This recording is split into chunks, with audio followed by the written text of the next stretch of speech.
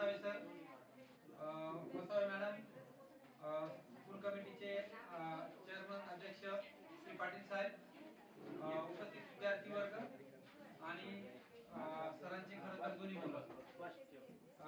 वसावे सरांना मी 2009-10 पासून ओळखतो. खरं तर त्यांची माझ्या गावामध्ये प्राचार्य म्हणून बदली होती, तेव्हापासून माझी त्यांची ओळख आहे.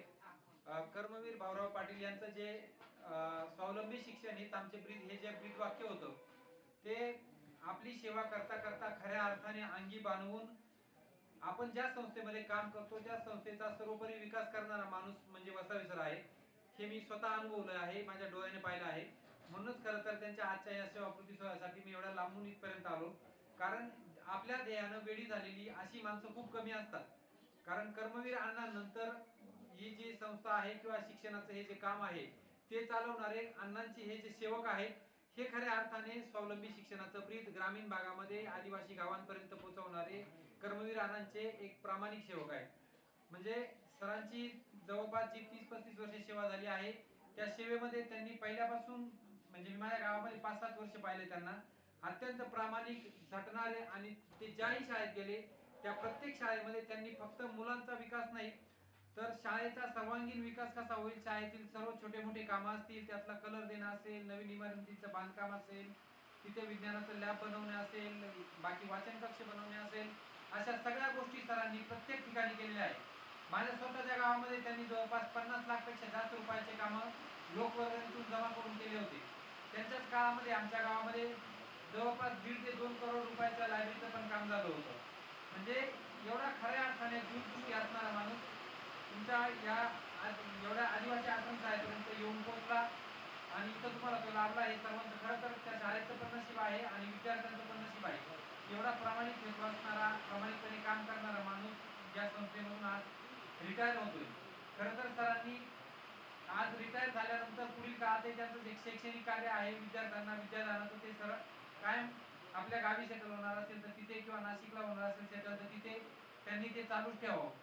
खरं तर माणूस खऱ्या अर्थाने यशस्वी तेव्हा होतो जेव्हा आपली पुढची पिढी ती चांगली घडवतो.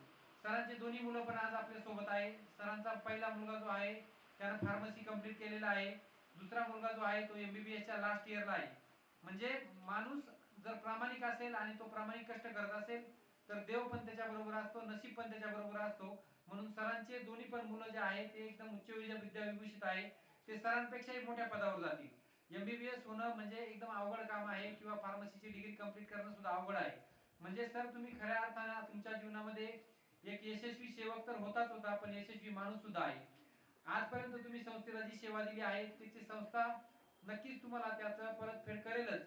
पण आम्ही तुमचे विद्यार्थी म्हणून सांगतो की आमच्याकडनं तुम्हाला पुढील काळामध्ये कधीही काही मदत लागली तर सदैव आम्ही तुमच्या पाठीशी आहोत. याशिवाय पुढील तुमचं जे आयुष्य आहे, आता खरं तर म्हणतात रिटायरमेंट नंतर माणसाची पुढची सेकंड इनिंग चालू होते. तुमच्या या दुसऱ्या इनिंगसाठी तुम्हाला भरपूर शुभेच्छा. तुम्हाला चांगलं आरोग्यदायी आयुष्य लाभो. तुमच्या हातून खरंच विद्यार्थ्यांची आतापर्यंत जशी घडली आहे सेवा तशी सेवा घडत राहो. आणि तुम्ही खरं तर निष्काम कर्मयोगी आहात. तुम्ही जिथे जाल तिथं खरं तर वाळवंटात सुद्धा तुम्ही फुलांची बाग फुलवणारा माणूस आहे. मी स्वतः पाहिलंय, स्वतः अनुभवलंय. आणि तुमचं हे कार्य फक्त एकट्याचं कार्य नाही किंवा संस्थेचं कार्य नाहीये तर हे देशाच्या सुद्धा विकासामध्ये सहभाग आहे. देशाच्या विकासामध्ये लावलेला तुमचा हातभार आहे. तुमच्या या कामासाठी मी तुम्हाला शतशः नमन करतो. तुम्ही आज मला इथं बोलवलं आणि जो यथोचित सन्मान दिला त्याबद्दल सर मी खरंच आपला आभारी आहे. पुढील काळातही सर तुमच्या हातून अशीच चांगले काम घडो, देश सेवा घडो अशी अपेक्षा करतो आणि माझे 2 शब्द संपवतो. धन्यवाद.